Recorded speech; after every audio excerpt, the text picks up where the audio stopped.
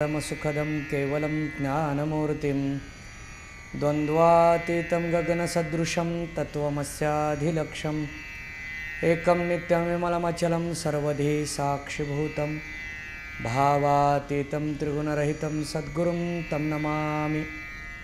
संत चरणरज लागता सहज वासनेचे बीज जळून जाय, मग रामनामी उपजे आवडी सुख घडोघडी वाढो लागे। जगद्गुरु तुकोबारायांचा संतांची महती प्रगट करणारा छोटासा 4 चरणाचा अभंग आपण आजच्या प्रवचनासाठी घेतलेला आहे। या अभंगातून महाराजांनी संतांच्या चरणरजाचं श्रेष्ठत्व मांडलेलं आहे। मुळात संत भेट अवघड आहे। जर शक्य होत नसेल तर आम्ही काय करावं या प्रश्नाला उत्तर देत असताना महाराजांनी सांगितलं, आपण संत भूमीमध्ये जावं, तीर्थक्षेत्रामध्ये जावं। त्या तीर्थक्षेत्रामध्ये संतांचा स्पर्श झालेला एखादा रजकण जरी आपल्याला मिळाला तरी आपलं जीवन कृतकृत्य बनतं। या जीवनाच्या कृतकृत्यतेसाठी महाराजांनी लक्षणं सांगितली। वासनेचे बीज जळून जाय, वासनेच्या बीजाची निवृत्ती होते। काही मंडळी म्हणतील, कशासाठी करावी? आम्ही आमच्या अंतःकरणातलं वासनेचं बीज का संपवावं? वासना म्हणजे इच्छा। आमच्याकडे इच्छा आहे म्हणून जगण्याचा प्रवास चालू आहे आमचा। इच्छा जर संपली तर जीवनामध्ये काय अर्थ आहे? आम्ही आमची इच्छा का मारावी? आमची वासना आम्ही का संपवावी? आपल्या दुःखाला कारण काय असेल तर ती वासना आहे। जन्माला कारण काय असेल तर ती वासना आहे। एकनाथ महाराजांनी हरिपाठामध्ये सुंदर असा विचार मांडलेला आहे की आपलं जन्म मरण हे वासनेवर अवलंबून आहे। जन्म घेणे लागे वासनेच्या संगे, जन्म घेणे लागे वासनेच्या संगे, तेची झाले अंगे हरी रूप, तेची झाले अंगे हरी रूप, हरि मुखे गाता हर पली चिंता, हरि मुखे गाता हर पली चिंता। जन्माला कारण आहे वासना, आणि त्या वासनेमुळं आपण या जन्ममरणाच्या फेऱ्यात गुंतलो, अडकलो। म्हणून वासनेची निवृत्ती खूप महत्त्वाची आहे। आपण झोपल्यानंतर ही वासना संपते का बेशुद्ध पडल्यानंतर संपते? मृत्यूनंतर वासनेचा नाश आहे। वासना केव्हा निवृत्त होते हा विचार खूप महत्त्वाचा आहे। वास अधिक ना बरोबर वासना। वास म्हणजे वास्तव्य, ना म्हणजे नाही। ज्या वृत्तीमध्ये सात्विकतेचा वास नाही त्याला वासना म्हटलं जातं। शुद्धतेचा वास जिथं नाही याला वासना म्हटलं जातं। सत्यतेचा वास जिथं नाही त्याला वासना म्हटलं जातं। आणि ही वासना आपल्या जन्ममरणाला कारण आहे, दुःखाला कारण आहे। यासाठी या वासनेची निवृत्ती खूप महत्त्वाची आहे। आपल्याला जर आनंद घ्यायचा असेल तर त्याला प्रतिबंध हा वासनेचा होतो। म्हणून महाराज एका प्रमाणामध्ये सांगतात, समूळ वासना नुरवावी, ब्रह्मरस घेई काढा तेने पिडा वारे। ब्रह्मरसाचा जर काढा घ्यायचा असेल, ब्रह्मरसाचं जर पान करायचं असेल तर त्याच्यासाठी वासना घालवावी लागते। जोपर्यंत वासनेची निवृत्ती होत नाही तोपर्यंत आपण हा आनंद घेऊ शकत नाही। ऐसे मज करुनी ठेवा नारायणा, समूळ वासना नुरवावी। देवाला विनंती केली, हे देवा माझी वासना संपू द्या, नष्ट होऊ द्या। पण देवाला विनंती करून या वासनेची निवृत्ती कशी करता येईल? आपण वासनेला घट्ट धरलेलं आहे, आपण वासना दृढ पद्धतीने सांभाळलेली आहे. मला चहा मिळाला पाहिजे, वासना आहे. अनेक मंडळी आम्हाला भेटतात. आपल्या सोलापूर शहरातून माघवारीला अनेक दिंड्या जातात. पायी चालत वारकरी मंडळी पंढरपूरला जातात आणि त्यासाठी अनेक मंडळी भेटतात. महाराज, आम्हाला पंढरपूरला यायचं आहे, आमची सोय कशी आहे? पंढरपूरला यावर्षी आम्ही चालत यावं म्हणतो, परंतु आपल्या या दिंडीमध्ये चहा किती वेळा मिळतो? म्हणजे आम्ही पंढरपूरला जरी निघालो, तीर्थक्षेत्रामध्ये जरी निघालो, आमची वासना पूर्ण कशी होईल याचा विचार प्राधान्याने पाहत असतो. जर आपल्याला दिंडीमध्ये चहा मिळाला नाही, संयोजकांनी चहाकडे दुर्लक्ष केलं, आपण ताबडतोब बाहेर निघतो, हॉटेलचा चहा पिऊ, पण वासना पूर्ण करू. आमच्या जर वासनेचा विचार संयोजकाच्या माध्यमातून पूर्ण नाही झाला, आम्ही बाहेरच्या जगाचा आधार घेतो, सृष्टीचा आधार घेतो आणि वासना पूर्ण करण्याचा प्रयत्न करत असतो. हा अंशात्मक एक भाग आहे. केवळ चहा म्हणजेच वासना असा याचा अर्थ नाही, हा त्याचा एक भाग आहे. आम्हाला तंबाखू मिळाली पाहिजे, पुडी मिळाली पाहिजे, व्यसन मिळालं पाहिजे. पंढरपुरात गेल्यानंतर जर आमचं व्यसन सुटत नसेल तर आमच्या पंढरपुरात जाण्याला काय अर्थ आहे का? इथं प्रश्नचिन्ह देऊ आपण. डायरेक्ट आरोप केल्यानंतर काही मंडळींना थोडासा राग येत असतो. पंढरपुरामध्ये आपण गेलो आणि त्या ठिकाणी गेल्यानंतर तीर्थक्षेत्रातला वास आहे, 3 दिवस 5 दिवस आपण मुक्कामाला असतो. मग वाळवंटामध्ये जर आपण राहून आपलं व्यसन सुटत नसेल, आपली वासना जर आपल्याला आवरता येत नसेल, तर आपण तिथं वास करून काही उपयोग आहे का? याचा अर्थ उपयोग नाहीच असं नाही. त्यातून पुण्य मिळतं, सामुग्री मिळते, सत्संग मिळतो. आपलं व्यसन सोडण्यासाठी लागणारी सामुग्री तयार होते, पण त्याला आपण टिकवत नाही म्हणून आपले व्यसन जात नाही. त्याच्यामध्ये खंड पडत राहतो आणि म्हणून आपण तिथं दृढ पद्धतीने आपल्या ध्येयाकडे जात नाही, निघत नाही. असं दृश्य आपल्याला पाहायला मिळतं. आम्ही तीर्थक्षेत्रात गेलो तरी आमची वासना पूर्ण झाली पाहिजे याचाच आपला कल असतो. पंढरपुरात गेल्यानंतर पंगत बसलेली आहे, सर्व भाविक मंडळी जेवायला बसलेली आहेत आणि त्या मंडळीमध्ये आपण स्वतः बसलो. भाजी कशी आहे याचा विचार करत असतो. म्हणजे तीर्थक्षेत्रात गेलो तरी मी माझी वासना पूर्ण केली, जेवण चांगलं मिळालं पाहिजे, चमचमीत मिळालं पाहिजे, भरपूर मिळालं पाहिजे, ढेकर येईपर्यंत जेवण मिळावं, तर आम्ही म्हणणार हां हे संयोजक चांगले, यांना संयोजन जमतं. पंढरपुरात गेल्यानंतर जर 1 वाजता जेवण नाही मिळालं, 2 वाजल्या, तुम्हाला संयोजन जमत नाही हो, तुम्ही कशाला संयोजन करावं? 1-1 तास जेवण कुठं उशिरा द्यायचं असतं का? वारकरी तुमच्याकडे बघून पंढरपूरला येतात, तर या सर्वांचा जो प्रमुख आहे त्याने यांची काळजी घेतली पाहिजे. ताबडतोब आपलं व्याख्यान चालू होतं. 1-1 तास उशिरा देऊन चालत नाही, वेळेवर दिलं पाहिजे. शिवाय चांगलं दिलं पाहिजे. चांगलं म्हणजे चमचमीत दिलं पाहिजे. शरीराला अन्न लागतं, ते अन्न मिळावं हा विचार नसतो, जिभेची चव पूर्ण व्हावी हा विचार म्हणजेच वासना. आम्ही आमच्या वासना तीर्थक्षेत्रामध्ये जाऊन पूर्ण करत असतो. आपलं दुःख कसं जावं, आपली संकट कशी जावी. आपल्याला जर आपल्या जीवनामध्ये दुःख घालवायचं असेल, सुख प्राप्त करायचं असेल, या सुखाकडे जाण्यासाठी वासनेची निवृत्ती खूप गरजेची आहे. म्हणूनच वासनेचा विचार मांडला. शास्त्राने याचे 2 प्रकार मांडलेले आहेत. एक शुद्ध वासना आणि एक मलिन वासना. यामध्ये 2 प्रकार मांडले गेले. सत्संग मिळावा, भजनाशिवाय मला करमत नाही, वासना आहे. भक्तीची, भजनाची वासना, सत्संगाची वासना. तुकोबारायांनी एका प्रमाणातून याचा विचार मांडलेला आहे.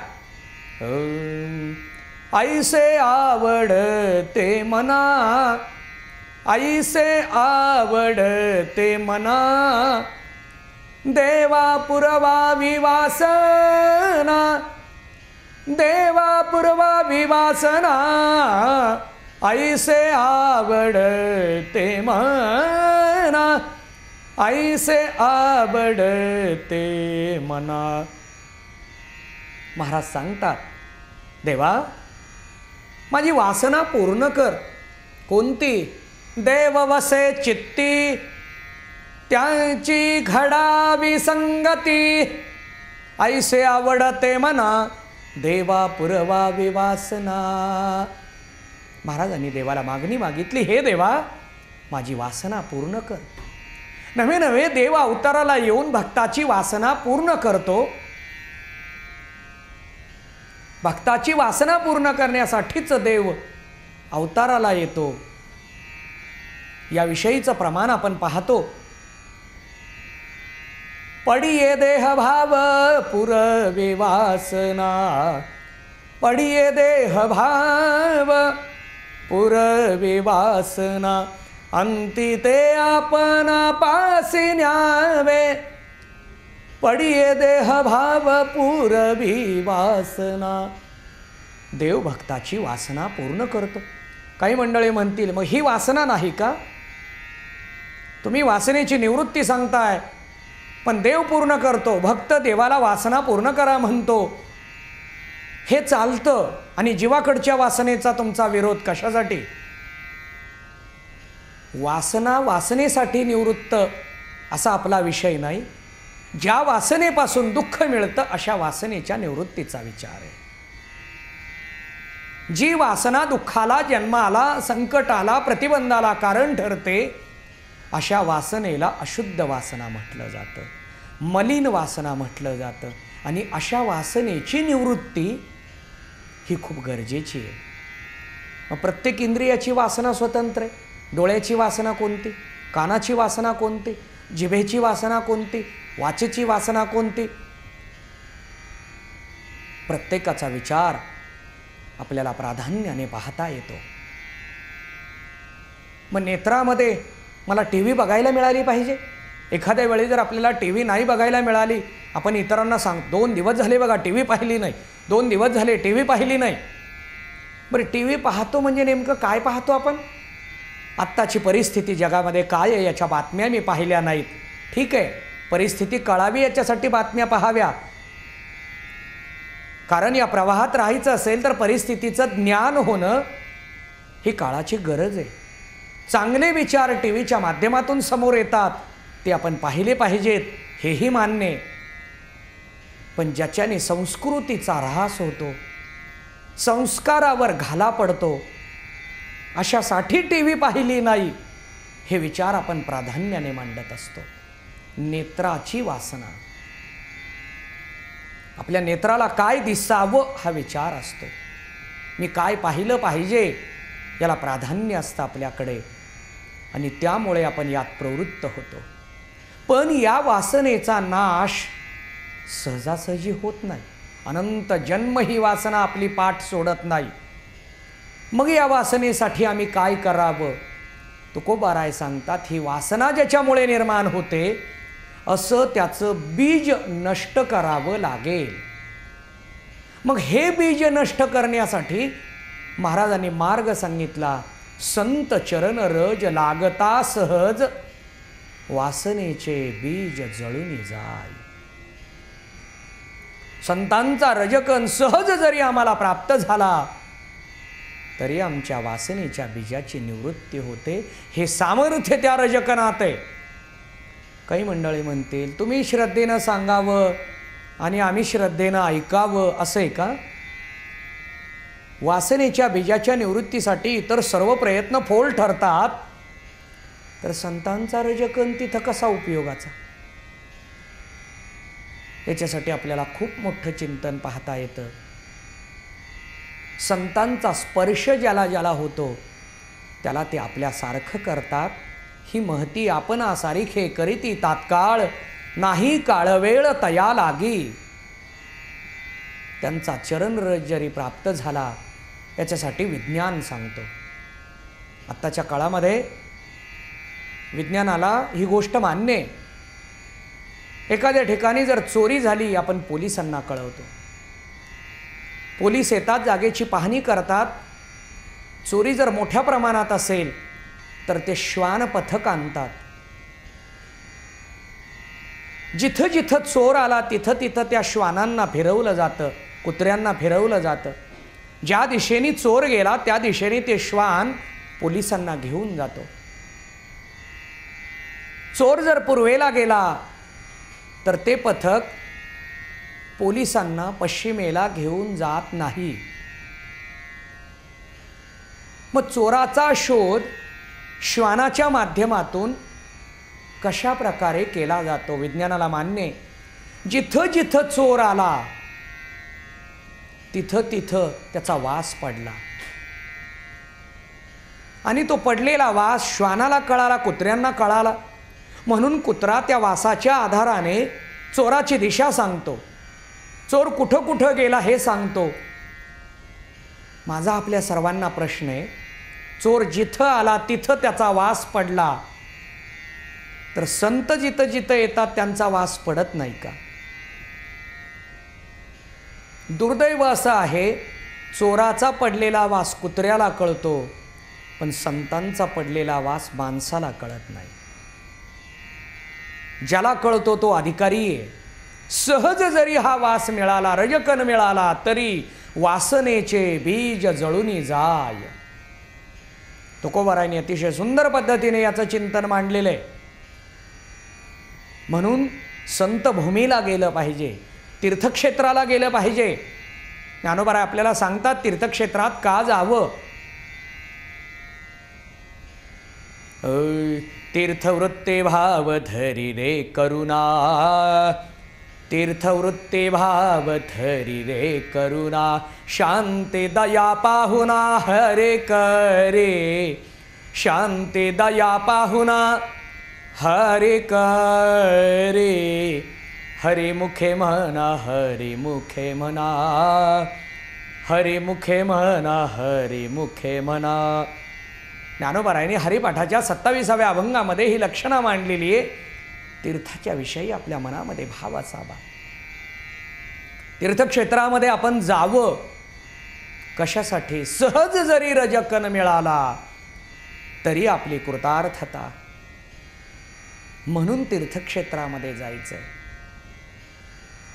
तीर्थक्षेत्रात गेल्याशिवाय हा रजकन मिळत नाही. कारण संत महात्मे तीर्थक्षेत्रात कायम येतात. संत भार पंढरीत कीर्तनाचा गजर होतो, तेथे असे देव उभा, दिसे समचरणाची शोभा. अहो देवाला वाटतं आपण अशा भक्तांच्या संगतीत राहावं. देवाला वाटतं अशा भक्तांचा चरणरज मला मिळावा. देव इच्छिरज चरणीची माती, धावत चालती मागे मागे. देवाला वाटतं आपण अशा भक्ताच्या माग माग धावावं, कारण त्याचा रजकन मिळेल. देव या रजकनासाठी असूसलेला असतो. म्हणून देवाला या भक्तांची संगती खूप आवडते. त्यामुळे देव आपला लोक सोडून खाली येतो. वैकुंठ सोडून संत सदनी राहिला. देवाला आपला लोक नको वाटतो, आपला देवत्वपणा बाजूला ठेवावा वाटतो. पण अशा संतांची संगती करावी. का? तिथं गेल्याशिवाय आपल्याला रजकन मिळत नाही. मग या रजकनासाठी आपण तिथं गेलं पाहिजे. मग देवाला जर संतांच्या रजकनाची अपेक्षा आहे तर आपण कोणता स्वीकार करावा, कोणता रजकन आपण घ्यावा? तुकोबाराय सांगतात, संत स्पर्शाचा रजकन हा खूप महत्त्वाचा आहे. आणि या रजकनासाठी महाराजांनी लक्षणं सांगितली की त्या रजकनाचं सामर्थ्य काय आहे, त्या रजकनाचं श्रेष्ठत्व काय आहे, या रजकनामध्ये काय बदल होतो. आपण तिथं गेल्याशिवाय ते आपल्याला प्राप्त होत नाही. मग हा रजकन आम्हाला मिळाला हे आम्ही कसं ओळखावं? वासनेचे बीज जळून जाय. वासनेच्या बीजाची निवृत्ती संतांच्या रजकणाने प्राप्त होते. मग हे केव्हा कळतं आम्हाला की आम्हाला हे फल मिळालं? जेवण झाल्यानंतर ढेकर येते. आपण म्हणतो जेवण चांगलं झालं होतं, पोटभर जेवण केलं. पोटभर जेवण केलं हे आपल्याला केव्हा लक्षात येतं? ढेकर दिल्यानंतर लक्षात येतं. त्याप्रमाणे आम्हाला रजकण मिळाला, फल प्राप्त झालं, हे कसं ओळखता येईल? महाराज सांगतात, मग रामनामे उपजे आवडी, सुख घडो घडे वाढो लागे. आपली नामामध्ये प्रवृत्ती होते आणि आपलं सुख उत्तरोत्तर वाढत राहतं. सुखाची उत्तरोत्तर वाढ हेच त्या लक्षणेचं महत्त्वाचं अंग आहे. आपल्याला विषयातून होणारं सुख वेगळं, हे सुख तात्पुरतं आहे, हे सुख क्षणिक आहे, हे संपणारं आहे, प्रातिभासिक आहे. परंतु भक्तीच्या द्वारे जे सुख प्राप्त होतं ते सुख उत्तरोत्तर वाढत असतं. 3 प्रकारची सुखशास्त्रानं आपल्या समोर मांडली. त्यामध्ये एक आहे विषय सुख, दुसरं आहे ब्रह्मसुख आणि तिसरं आहे प्रेमसुख. जे प्रातिभाषिक आहे ते विषय सुख आहे, जे चिरंतन आहे, शाश्वत आहे ते ब्रह्मसुख आहे, आणि जे उत्तरोत्तर वाढतं त्यालाच प्रेमसुख असं म्हटलं जातं. असं हे प्रेमसुख जर मिळायचं असेल तर संतांचा चरणरज आपल्याला प्राप्त व्हावा लागतो. संत चरणाशिवाय, रजकणाशिवाय आपण हे सुख मिळवू शकत नाही. नवे नवे जीवनामध्ये आपल्याला दुसऱ्या कशाचीही अपेक्षा नाही, केवळ या सुखाची अपेक्षा आहे. आणि या सुखाला आपण पोहोचलो याचं लक्षण महाराजांनी सांगितलं. कंठी प्रेम दाटे, नयनी नीर लोटे, हृदयी प्रगटे रामरूप. आमच्या अंतःकरणामध्ये प्रेमसुख निर्माण झालं हे आम्ही कसं ओळखावं? आमची नामामध्ये दृढता निर्माण झाली हे आम्ही कसं ओळखावं? आमच्या वासनेच्या बीजाची निवृत्ती झाली हे आम्ही कसं ओळखावं? महाराज अष्टसात्विक भाव इथं मांडतात. कंठी प्रेम दाटे, आपला कंठ दाटून येतो, नेत्रातून अश्रूच्या धारा वाहतात, रोमांच उभे राहतात, मन गदगद होऊन जातं, आणि असा अष्टसात्विक भाव अंतःकरणामध्ये निर्माण होतो. या भावाला संतांचा चरणरज हाच कारणीभूत आहे. या रजकणातलं सामर्थ्यच असं आहे. संतांच्या कृपेचे हे वेगवेगळे प्रकार आपण पाहतो. संतांनी मस्तकावर हात ठेवला, कृतार्थता. भगवत भक्ताकडे दृष्टी टाकली, कृतार्थता. भगवत भक्ताच्या विषयी, साधकाच्या विषयी संकल्प केला, तरी कृतार्थता. नवे नवे संतांचा रजकण जरी मिळाला तरी कृतार्थता. या रजकणामध्ये सामर्थ्यच असे, पण तो रजकण सहजासहजी मिळत नाही. आपण याचा विचार केला की संत भेट होत नाही तर रजकण कसा प्राप्त होईल? मग संत भेट होण्यासाठी लागणारं पुण्य आणि रजकणासाठी लागणारं पुण्य कोणतं? महाराज सांगता, तुका म्हणे साधन सुलभ गोमटे, परी उपतिष्ठे पूर्व पुण्य. रजकण हे साधन सुलभ आहे, गोमट आहे, चांगलं आहे, पण मिळत नाही, कारण त्याच्यासाठी पुण्य उदयाला यावं लागतं.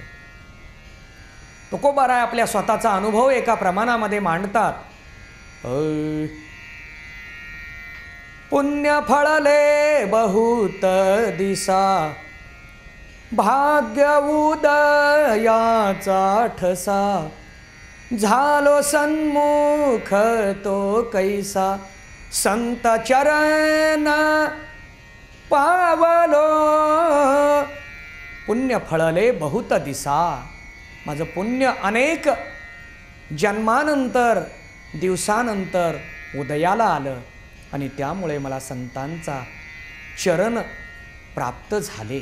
संतांचे चरण प्राप्त होण्यासाठी पुण्याचा उदय जसा महत्त्वाचा आहे, तसा रजकन प्राप्त होण्यासाठी सुद्धा पुण्याचा उदय हा खूप महत्त्वाचा आहे. अहो, मनामध्ये सात्विक विचार येण्यासाठी पुण्य लागतं, चांगले विचार येण्यासाठी पुण्य लागतं.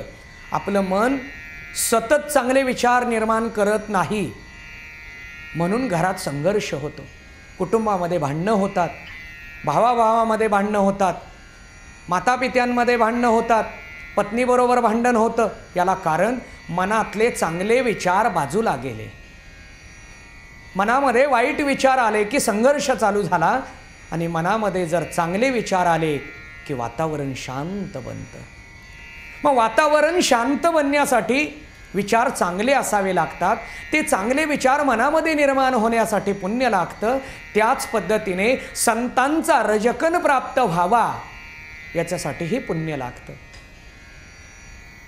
सहजच हे प्राप्त होईल असं नाही, म्हणून तीर्थक्षेत्राची वारी नित्य नेमाने करावी.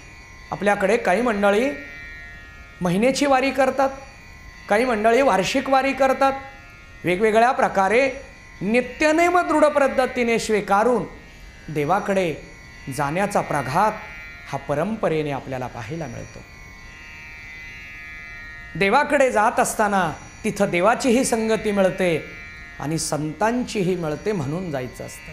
त्या संतांच्या संगतीतून हा रजकन प्राप्त व्हावा, या रजकनातून जीवन कृतकृत्य बनावं, अष्टसात्विक भाव निर्माण व्हावा, वासनेच्या बीजाची निवृत्ती व्हावी आणि आवडीनं भक्ती भजन नामस्मरण घडावं.